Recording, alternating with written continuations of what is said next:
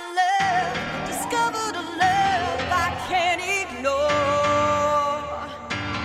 A powerful love, yeah, worth waiting for. Hey everyone, welcome to the Love, Discovery, and Dim Sum podcast. I'm your host, Larissa Lamb, and I am Baldwin Chiu, a.k.a. Only One. And if you didn't know, we are married. Yes, thank you for reminding me. Our anniversary's coming up. It is coming up, but that's a conversation for another day. We'll do that later. Well, we have a lot to talk about. How about that I ate dim sum without you today? I know, which you like to do. I do like to do that. Because Do the that. secret is Do do that. Do that. So I'm not particularly fond of dim sum. I know. Oh, you're I'm just a telling me that now as we're getting close to our anniversary? I I never knew that about you. Actually, I did know that about us. Our first date. I hate dim sum. No, just kidding. Almost broke things off. I don't hate dim sum. I'm just not particularly fond of dim sum. If I had my choice of all foods in the world, dim sum is not first on my list, as opposed to you. You actually... It is first. You rap about eating dim sum every day. It's pretty much the first. And the last. And everything in between. I could eat dim sum all day long. Right. And like I said, you have made a whole song about it. Yep. All right. But there's more important things going on in the world Then dim sum? than dim sum, and actually some troubling stuff. People who have listened to our podcast over the last few years will know that we like to help people discover new aspects of history, especially Asian American history. And unfortunately, there's some things that are happening in the news that is hearkening back to some darker times in Asian American history. First off, China's been in the news a lot for various reasons. Is that a good thing? I don't know, because it's generally been fairly negative. Chinese spy balloon, remember that? You know what was really great about that? What? The fact that Bowen Yang on Saturday Night Live played the giant Chinese spy balloon. That was kind of funny. It was pretty funny. If you haven't seen the sketch, look it up on YouTube. He kind of looked like Baymax, though. He did look like Baymax.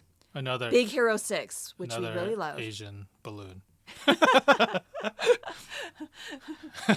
Well, one of the things that is troubling is that there's so much talk about China being the enemy. And I'm not saying China is like the greatest country in the world and definitely has some issues politically. I don't necessarily agree with a lot of the things that go on in China. However, what's starting to happen again, and has been happening, especially since the beginning of COVID, and way back before then, as we know as Chinese Americans, is people have a tendency to conflate Chinese in China, and let me even just dispel that a little bit further, Chinese citizens and the Chinese government, with American citizens that are of Chinese descent. And even just general Asian descent. Asian descent, that's right. A lot of people can't even tell the difference between somebody who's Japanese, Cambodian, etc. So that's what's been troubling. There is so much anti-China rhetoric right now. And sadly, sometimes it's happening on both sides. It's not like one political party is... No, it's pretty universal, seems like, at least here in the U.S. But certainly there are certain politicians that are making a louder noise and making some very damaging accusations towards people. One of those people is actually a fellow congressperson. So this congressman from Texas, did you hear about this? No, I didn't. Was questioning Congresswoman Judy Chu. Oh. Who is our yes. congresswoman, and she actually appears in our documentary Far East, Deep South. Right. And what we learned through our talks with her is her grandfather had been in the country. He was here legally, but had to carry papers with him all the time because he is constantly questioned about whether he was allowed to be in the United States, even though he had legal papers. So her lineage goes back a few generations. And yet this congressman in Texas just recently accused Judy Chu of being disloyal to this country. Oh, wow. And how long has she served? She's very American. Yeah. That's like you should go around accusing any congressperson of German descent of maybe still being a Nazi. Oh, my gosh. I mean, that won't happen. That's kind of the implication, is because she is of Chinese descent, she should not be trusted with security clearance. But would he say the same thing about maybe they're Russian? Maybe they're German descent. Maybe they're of other descent, of European descent, but they're like third, fourth generation in this country. Right. Would he still be questioning them? I don't think so. Probably not. That's this problem we constantly have with our community. We are continually being looked at as the perpetual foreigner. That's a lot of the reason we made our movie, right? Right. And so here's what's even more troubling. There's a bunch of laws that are being passed. I heard about this. In different states. Virginia, Montana, Wyoming, North Dakota are working on laws to ban citizens of China, Russia, North Korea, and Iran from owning farmland. Yeah, that's interesting. Because they don't want them to take control of a lot of the agricultural. But from what the statistics say, it's actually a very small percentage of farm being owned by foreigners. It is a very small amount, and the reason that they're buying that small amount of land is because they're paying the U.S. for the crops that is grown on that land to feed their own people. So actually, they're giving our country a lot of business, especially in that heartland area, a lot of business to our farmers by purchasing the land, but employing farmers and salespeople and everything that goes into buying food that supports Americans. China is paying us, America, to feed China. Yeah, that's interesting. It's not a situation where they're trying to steal food, right? Like they're actually trying to help their country, but also the money is coming back into the United States, correct? Yeah, it's kind of like, we have American companies that go over to China and make stuff to sell back to Americans so that we Americans could have those goods that were actually made in China. China's kind of doing the other thing way around. They're here in the U.S. because they don't really have that much fertile land in China. Despite how big it is, they don't have that much fertile land. So they come over here to pay to grow the food, pay us in America, and feed their people with the food. I didn't know a lot about that. Yeah, well, we're working with the U.S. Heartland China Association. That's what we've learned. The farmers in the heartland are very grateful, actually, for Chinese business because they support the heartland and the farm industry. That's a very, very interesting nugget that we're unpacking here on Love Discovery. That's the discovery part. That's the discovery part. And here's the other thing. What's most troubling is there's a law that's currently making its way in Texas that would propose banning the ownership of land by non-citizens from the same countries that we mentioned, China, Russia, North Korea, and Iran. But not any other countries? Not any other countries, because these countries currently are what are on the State Department's, foreign adversaries list, right? But here's where it gets into the weeds a little bit, is people confuse the governments, right, with the people. And so this would be inadvertently punishing the people who had nothing to do with the governments. Even the definition of citizenship versus like residency, I think, comes into question. For instance, we have friends who are Russian or Chinese in citizenship, but they've been here for a really long time. They have kids here, they have families here, but because of the long and winding road to citizenship, they haven't necessarily gotten their U.S. passport yet or become a citizen. And while they're in that process, a lot of them are purchasing homes and properties so that they can continue to live and work here while they are waiting for their path towards citizenship. With respect to a lot of the people from those countries that come to the United States, guess what? They're trying to escape in many instances, right? Right. They may be political dissidents. They may be looking for a better life. There's a reason why they're leaving here. They're not all a bunch of spy balloons. Isn't that the reason why we left England? Was to get away from the king and queen? That was the original reason. Wait. Wow, I didn't know that about our country. Oh. You mean where we're founded on these principles of leaving of freedom and leaving something that was oppressive? Right. Oh my goodness. What a revelation. That's what the United States is about? Oh, it's not. Yeah, it's not recent. Oh. It's been pretty much since the beginning of our It's American not about history. keeping out foreigners? Yeah. Imagine if that was the whole the whole truth. Yeah, what would That have was happened? sarcasm. In Nothing case you would have can't- happened in 1776 and before. Exactly. So we, the United States of America. Remember that one guy would yell, "The British are coming! The British are coming!"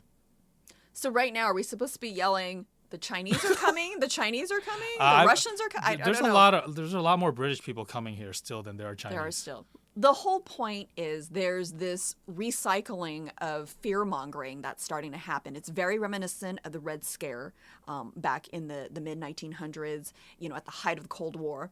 And then, of course, in the late 1800s, early 1900s, there was all the Yellow Peril.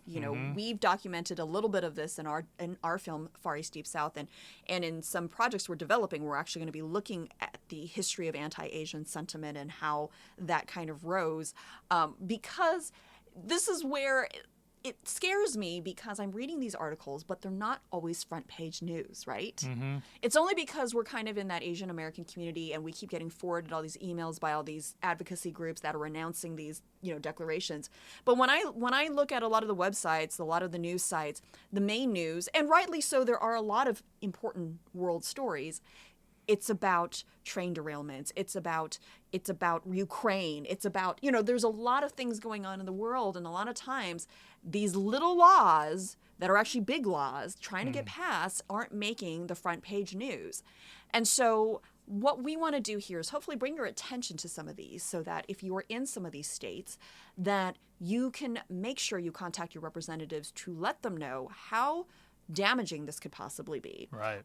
To take away the rights of people that are in earnest, not even citizens yet in the United States, but are not hostile toward the country. Right, and are here legally. And I'll take you back to the alien land laws, which is not what you're thinking, aliens, because I know you love those ancient aliens shows. Yes, and all those unidentified flying phenomenon. And now, see, we can't even, it's so politically correct, we can't even call them UFOs anymore. They're aerial phenomenons. Well, the crazy phenomenon back in the 1800s, 1880s to 1920s. It was not those aliens. It was not those aliens. Was barring Asian people from owning land. So your grandfather and great-grandfather, had they been in California, they would not have been able to own land. Not just California, but a lot of other states. In fact, starting in 1913 was California's alien land laws was enacted. And many other states passed similar laws. Arizona, Arkansas, that's next to Mississippi, Florida, Idaho, Kansas, Louisiana, also next to Mississippi, Missouri, Minnesota, Montana, New Mexico, Oregon, Texas, Utah, Washington, and Wyoming all enacted discriminatory laws restricting Asians the ability to hold and own land in America.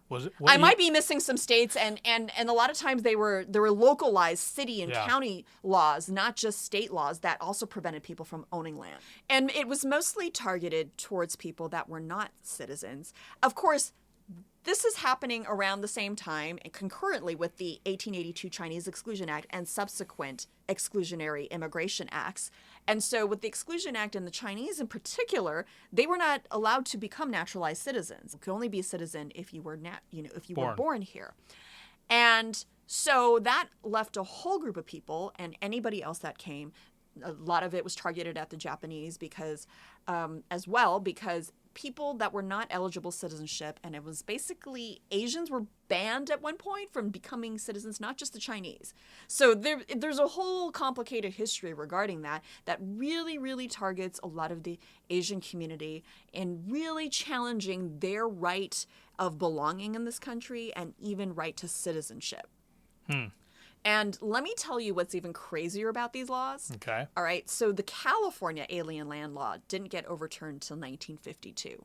Okay. The Chinese Exclusion Act was actually repealed in 1943. And that law didn't even get repealed until 1952. In certain states, like Kansas and New Mexico, they didn't repeal their provisions until the 2000s. Wow. 2002 and 2006. And Florida's state constitution also had an alien land law provision that didn't get officially taken away, repealed into 2018. But I mean, obviously there were Asian people that owned land, right? It was just in their constitution. They just never changed it. They never changed it. They kind of left it in there. That kind of happens. So if they wanted to enforce it, they could have. They could have, right. But the fact that it was only 5 years ago that was repealed is very, very alarming. They should also not allow Asian cars to be on the land of Americans then. If they don't allow like Asian people to own land, then they shouldn't allow the Asian cars like Toyotas and Hondas. You know what else we have to ban? What's that? We have to ban Hello Kitty. Oh, no, not Hello Kitty. Hello Kitty, not only is she Japanese Sanrio company, Hello Kitty, the character herself, was born in London. What? Yep, she was born in London. So she's not an American citizen. She's Sanrio, British. She's British. Hello Kitty, they should all be banned. There'd be an uproar in the anime community. just saying. The anime community. Little girls everywhere are gonna be like crying. Yeah. I have a few friends that are like massive Hello Kitty fans. They would be so devastated, let me tell you. They've been to KittyCon and everything. Yeah. I can't really say because I'm a huge Garfield fan for those who really know me. So I'm down with... I no judgment there. Yeah, I'm okay with Comic-Con. I'm not going to KittyCon. But I know we joke a little bit about that hysteria, but if you think about it, there's all these little things, right, that always happen. Even with the Chinese Exclusion Act, as we were studying it, it wasn't like overnight people decided to just hate on like Chinese. Let's get rid of them. It took several years for them to be able to finally pass the Chinese Exclusion Act. And at first, people were against it. They failed many, many times to pass the Chinese Exclusion Act before 1882. And a lot of times, people on the East Coast, they were like, "Oh, this doesn't affect me. Like, I don't care, right?" Yeah, what's the big deal? But what ended up happening is over time, there was all this propaganda, and people were saying like, "Oh, these Chinese, they're taking your jobs. Oh, these Chinese, they are heathen. Oh, they are not. They're unassimilable. They are not good for our country. They're not patriotic. They are not good for our culture. They're not good for our people." So then all this starts spreading across the United States. And, back then in 1800s, it's not like you could send like a social media post and everybody around the country and the world sees it. They had to like send letters, or they actually had to like travel places to talk to people, remember those days? And and so it took time for those messages to spread across the country. So by the time it finally did, people were like, "Oh, yeah, you told me about these bad Chinese. They're bad influence. Yes, we don't want them here." 1882 Chinese Exclusion Act passed. 10 years later, it is made permanent.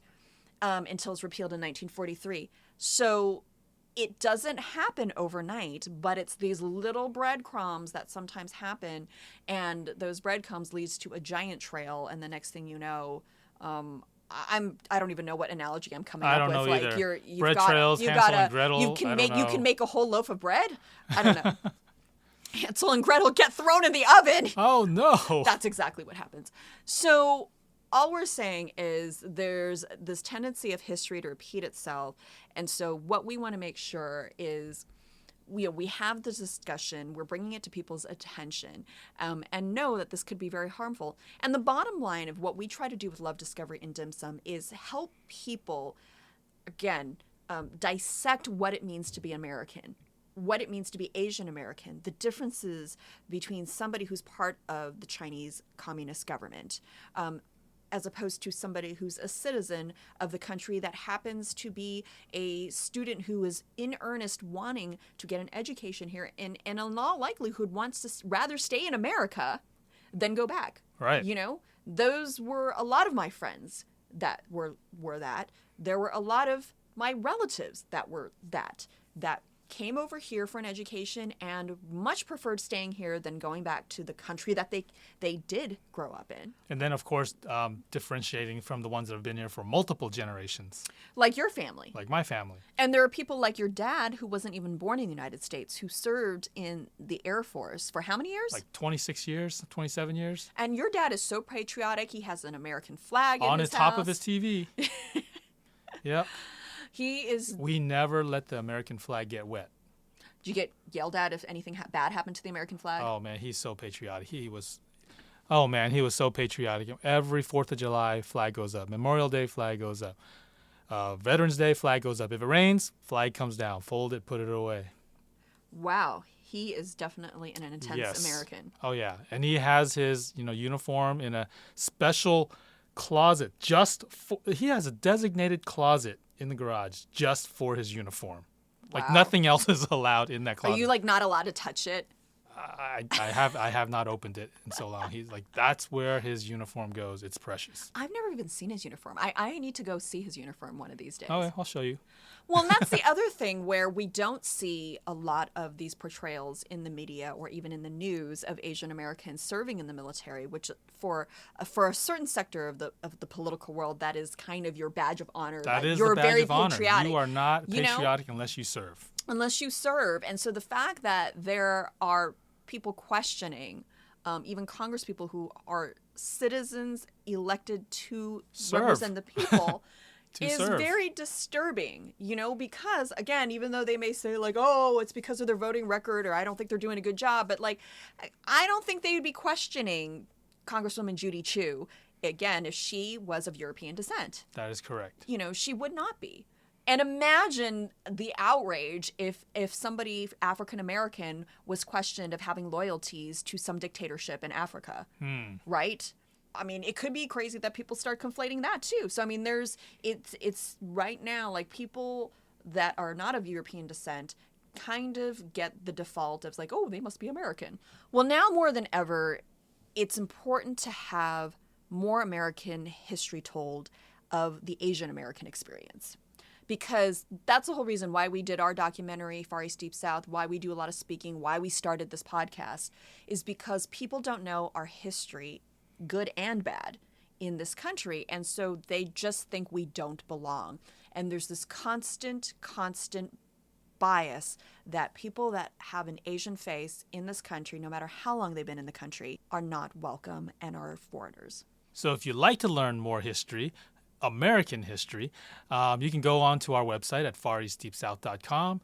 Your schools can sign up for the First Class Initiative, where we can grant schools and classes to use Far East Deep South in their classrooms for the first time at no charge. So just simply apply for the grant at fareastdeepsouth.com. And we also have a discussion guide that actually puts a little timeline of some events that happen concurrently, in our film, that helps people get a basic understanding of some of that Asian American history that's missing in a lot of our history books today. And our hope is really to humanize what we've been talking about today, and all our other podcasts, because I think a lot of times we make judgments and we make decisions and we have these ideas based on just things that we read, or maybe ideologies that we don't understand, or even systemic laws that we don't understand. But if you learn history from an empathetic point of view, maybe you'll be able to humanize these relationships, humanize these stories, and understand that these stories are your stories as well. And not be sarcastic like me. Save Hello Kitty! No. We do need to protect her, too. Yeah, we got to protect Hello Kitty. It's always that slippery slope. It begins with one thing, and the next thing you know, it's a whole host of other laws that become very damaging from our country, and you see the erosion of civil rights from that point. Well, thank you for listening to Love, Discovery, and Dim Sum podcast today. We hope you'll do your own research and learn more about what's going on in the news today, but also what happened historically. And if you want to follow us on social media, feel free to do so on Twitter, Instagram, Facebook, at LDD Podcast. And we'll see you next time. Bye. Peace.